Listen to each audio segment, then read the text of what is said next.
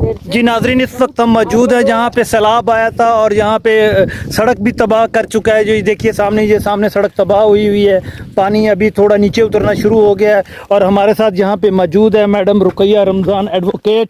जी madam, ये बताइएगा कि यहाँ पे ये जो आप आए हैं, यहाँ पे सैलाब अब पानी निकल चुका है, तो मुतासरीन से आप क्या कहना चाहेंगी? आप मुतासरीन से मैं इतना कहना चाहूँगी कि वो अल्लाह की तरफ से ये जो मुश्किल आई है, तो ये इम्तिहानात अल्लाह के प्यारे बंदों पर ही आते हैं, तो इसे सब्र और शुक्र के साथ गुजारें। और हम लोगों से भी जितना हो सकता है आपके साथ हैं, हमने आपका साथ नहीं छोड़ा, एक दिन भी आपको हमने अकेला नहीं छोड़ा। जब से सैलाब आया मैं डेली आ रही हूँ, मेरी टीम सारी साथ होती है और जहाँ तक मुमकिन होता है मैं इंतज़ामिया तक भी वो मसाइल पहुँचा रही हूँ डेली बेसिस पर।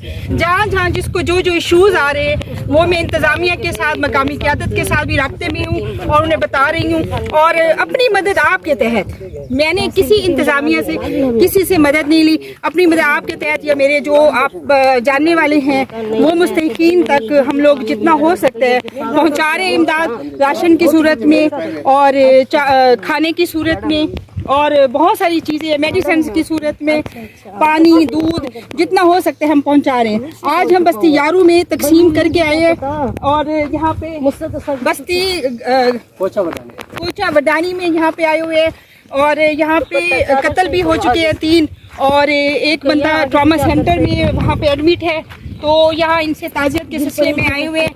साथ में यहाँ पे जितने भी इफेक्टेड लोग हैं उनकी भी हम मदद करेंगे इंशाल्लाह ताला।